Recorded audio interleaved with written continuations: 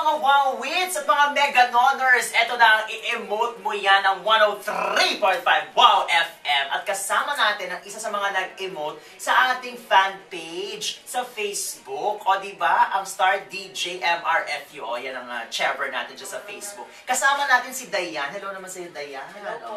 Freshness, bagong ligo. No, basa pa ang hair. Just, anong in-emote mo? Paalala mo nga sa akin. Blood sugar kit po, para po sa nanay ko po.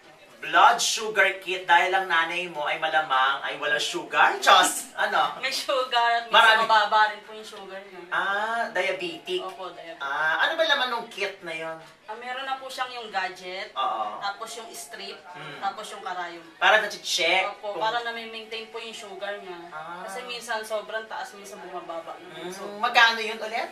3-3 po. 3,300. O sige, Kompleto na po yun. sasagutin ko na yung kit na yan ng mudra mo, ha? Okay, Gano'ng katagal ginagamit siya?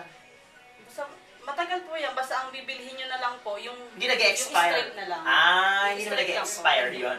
Okay, Bibigyan kita ng 3,300. Pero naalala ko, naawa ako sa'yo. Sabi ko, naku, puro sa nanay mo na lang ang ibibigay. Dinagdagan ko ng 200.